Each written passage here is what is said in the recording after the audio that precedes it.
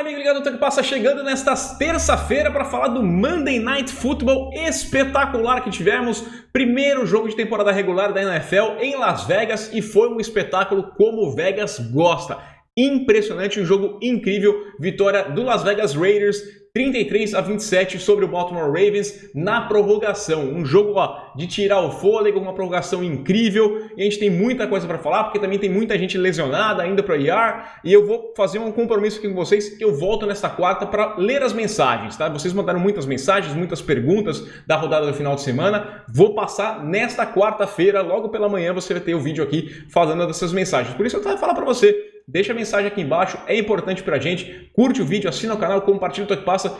Quanto mais você interage com o canal, mais relevante a gente fica lá pro algoritmo do YouTube. A gente vai crescendo, chegamos aos 15 mil, agradeço demais. Seja bem-vindo, você que chegou agora ao Tanque Passa. E a meta é alta, 20 mil. Então, vamos trabalhar para que isso aconteça ainda nesse ano de 2021. Temos muitos assuntos para comentar e eu não vou perder tempo não. Roda a vinheta. Vou reforçar também um convite para você. Terça-feira, hoje é dia de Toque e Passa NFL, podcast comigo, com o Cheme, com o Invistank. Você pode ouvir nos principais agregadores de podcast ou você pode acompanhar ao vivo nesta noite, 6 horas da tarde, no horário de Brasília, na Twitch, twitch.tv/Belato. O link está aqui embaixo na descrição. Você acompanha, ela participa, a gente vai passar limpo esta primeira semana da NFL e falar muito desse jogo aqui, que é o assunto principal desse vídeo aqui. Falar da vitória dos Raiders sobre o Baltimore Ravens, os Ravens que deixaram escapar uma vantagem de 14 pontos, primeira vez desde 2004 que isso acontece na temporada regular, o Baltimore Ravens abrir 14 pontos de vantagem e depois acabar perdendo essa vantagem. Isso aconteceu ainda, os 14 pontos ainda no primeiro tempo da partida, mas foi um jogo bem legal, um jogo bem equilibrado, que me passou uma boa impressão da equipe dos Raiders, por mais que eu ainda tenha muitas dúvidas sobre o Gruden, um cara que tem ótimas fotos aí pra gente fazer um monte de meme, ele compartilhou foi compartilhado essas fotos aí pra gente fazer um monte de brincadeira ao longo da temporada, mas é incrível que tem alguns problemas ali, mas encontram um caminho de vencer. Vou começar falando do Baltimore Ravens, o lado perdedor da história, porque era o favorito pro jogo, era a minha aposta, a equipe do Baltimore Ravens. O Lamar Jackson mudou o sistema dele, tá? Talvez tenha sido a perda do J.K. Dobbins, do Gus Edwards, essa mudança aqui, você contar apenas com o Tyson Williams, com o Latavius Murray, que chegou no domingo, mas mudou o sistema dos Ravens não era tão focado na corrida, por mais que a corrida ainda seja uma arma impressionante. Eu vi jogadas desenhadas de forma diferente. Os Ravens tiveram 189 jardas terrestres na partida. O melhor corredor, mais uma vez, foi o Lamar Jackson com 86 em 12 carregadas. Mas você não via tanto o Lamar posicionado com uma corrida desenhada, com uma jogada que era para ele correr. Muitas vezes ele improvisava e acabava conseguindo essas jardas. E essa é uma grande arma dele. Esse é um artifício muito importante. Ele de fato é uma dual threat e ele consegue esticar jogadas muito importantes. Teve até um touchdown que ele estica essa jogada. Você via que ele não queria correr, ele tinha até espaço, ele poderia tentar correr e conseguir o first down, mas não, ele estica e encontra o Brown no fundo da end zone e consegue dar o passo para touchdown. Passando a bola, ele foi muito bem mais uma vez, 19 completados de 30 tentados, 235 jardas, um passo para touchdown, nenhuma interceptação, rating de 98.6. Bom jogo do Lamar Jackson e eu tenho que puxar a orelha dele como running back. O pessoal fala que ele é mais corredor do que quarterback. Ele foi mal correndo, tá? E foi mal porque não protegeu a bola de direito, né? Ele sofreu 2 fumbles e nesses 2 fumbles é aquela história de tentar uma coisinha a mais, evitar um sack. Cara, eu fiz essa crítica aqui no vídeo de ontem sobre o Baker Mayfield. Às vezes vale mais a pena você aceitar o sack, cair e parar, do que tentar uma coisa mais e acabar sofrendo turnover. Esteja lá, esteja com a posse de bola, tem sempre a próxima jogada, mas você acaba dando o segundo sack, o segundo fumble dele que aconteceu já na prorrogação é um absurdo, porque ele vê o pocket se fechar, ele vê a pressão chegando e ele tenta esticar a jogada, vira para cá com a bola numa mão só do outro lado, sabe? Abraça a bola, na pior das hipóteses você cai com ela, mas não tenta fazer, é o instinto dele, é o jeito que ele sabe correr. e às vezes é uma confiança demais no que ele é capaz de fazer, acabou ocasionando essa situação, deixou a equipe dos Raiders em condições totais de sair com a vitória, né? Que aí depois teve aquele passe de 31 jardas do Derek Carr para o touchdown da vitória. Aliás, foi até engraçado, porque ele tinha conseguido um passe para touchdown da vitória, que acabou voltando, né, já na prorrogação, porque ele parou na linha de 1 jarda, aí tentou um quarterback sneak uma vez, na segunda vez o Leatherwood, que foi a escolha de primeira rodada, todo mundo questionou, ele quase estragou de vez a vida dos Raiders e complicou a vida do Gruden, né, porque o Gruden foi lá e fez uma escolha de primeira rodada que ninguém entendeu muito bem, e ele estava custando a vitória para a equipe dos Raiders, porque aí depois o Derek Carr tenta um passe, sofre interceptação, que não é nem um pouco culpa dele. Para mim, o Snead tinha que ter pego aquela bola. A bola tá perfeita na mão para o Snead pegar. Ela acaba passando pelo Snead, bate na cabeça, no capacete, voa e acaba sendo interceptada dentro da end zone. A sorte do Leatherwood e de toda a equipe dos Raiders é que depois acabou acontecendo o fumble e eles venceram a partida. Derek Carr, bom jogo também, 34 de 56, passou muito a bola, mas conseguiu completar 34 passos para 435 jardas, 2 passos para touchdown, uma boa partida do Carr. O Mariota entrou um snap ali, fez uma corrida para 31 jardas, foi uma belíssima corrida, até achei que ele fosse usar mais esse artifício de colocar mais o Mariota para correr, mas não sei se ficou muito evidente o que ia acontecer, funcionou naquele momento lá. O Derek Carr, uma boa partida.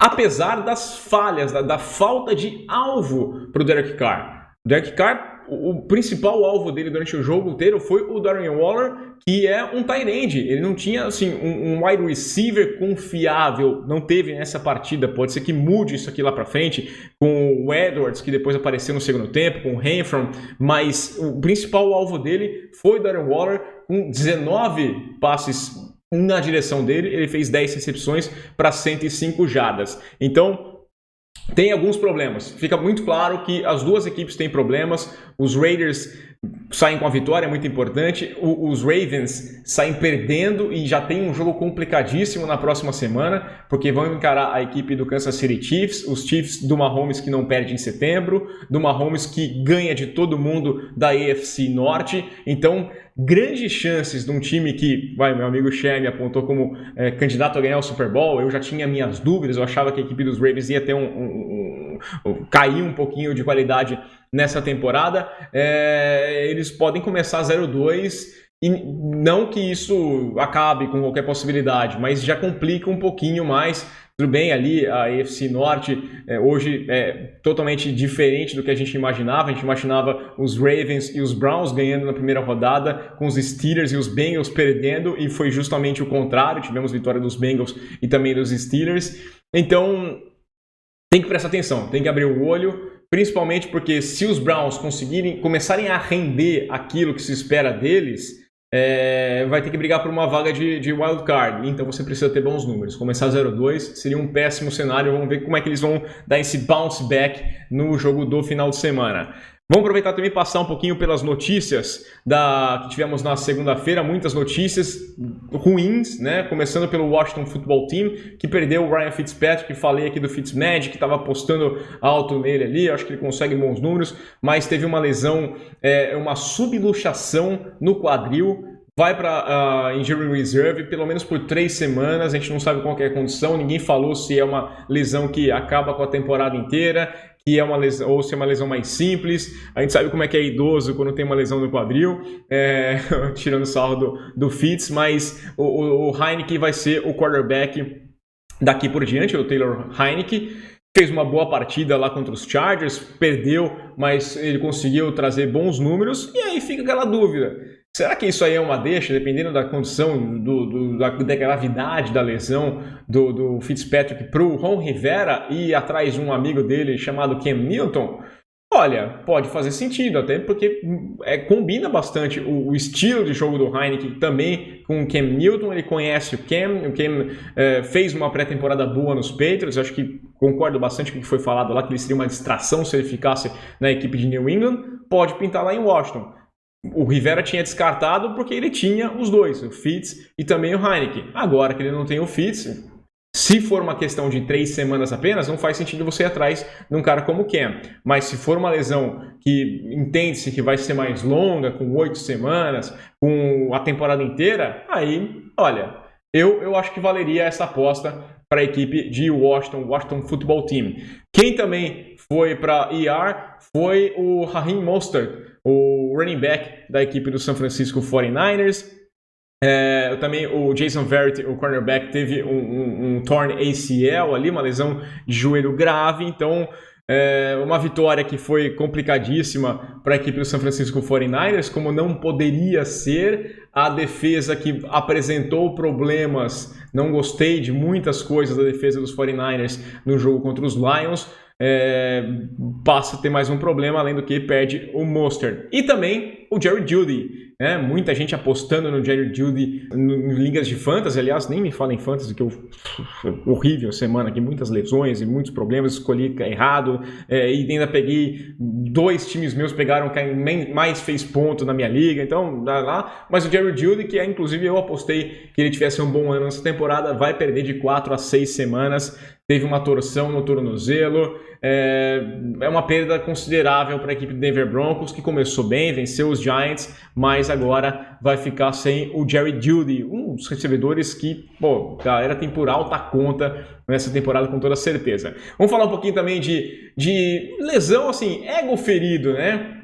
Eu vou passar aqui pela equipe do Tennessee Titans, porque o Mike Vrabel não aliviou para cima do Julio Jones, falou que foi uma falta besta para... Você entendeu aqui, numa falta do Julio Jones de unnecessary roughness, né, que ele acabou cometendo. Ali a diferença ainda era de 10 pontos, mas a equipe dos Titans tinha uma condição de aproximar no placar com relação à equipe dos Cardinals. Acabou sofrendo uma falta de 15 jardas. Depois o J.J. Watt foi lá e matou o Tannehill e tudo se complicou. O cenário que já era ruim foi ficando ainda pior. E ele não aliviou não, tá? O Julio Jones, que é o grande astro contratado na última janela, ninguém passou a mão na cabeça dele não, o Vrabel mandou para cima. A gente tem que ver como é que isso aí vai refletir lá dentro. Tem umas críticas ao Vrabel que não acerta a defesa, é impressionante. Era obrigação do Vrabel acertar a defesa, ele não acertou mais uma vez e agora foi lá e jogou o Julio Jones para os Leões. A culpa é do Julio Jones, de fato, não tem o que falar, é besteira do Julio Jones, mas o técnico já dá uma aliviada. Enquanto isso, o Matt LaFleur, nos Packers, falou que a novela envolvendo o Aaron Rodgers não influenciou no desastre, na derrota da equipe do Green Bay Packers sobre o New Orleans Saints, 38-3.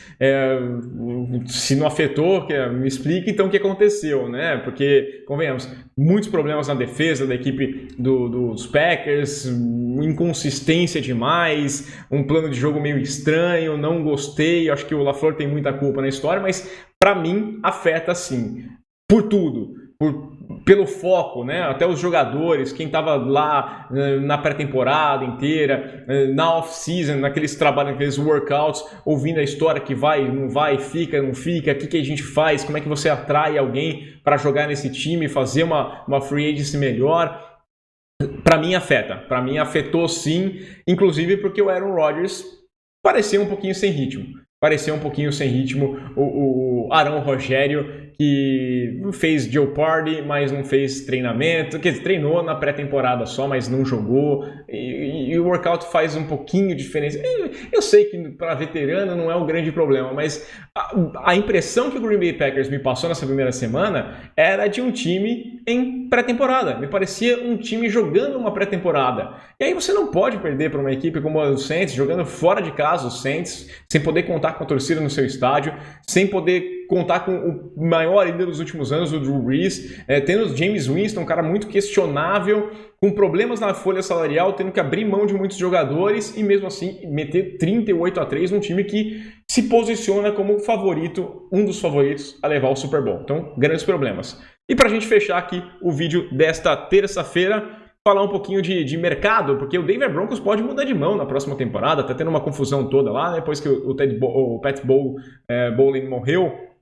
E pode rolar uma venda no próximo ano. Estão discutindo alguns possíveis compradores. Dentre eles está Jeff Bezos, o dono da Amazon, que também tem aí, faz foguete em formatos fálicos e outras coisas.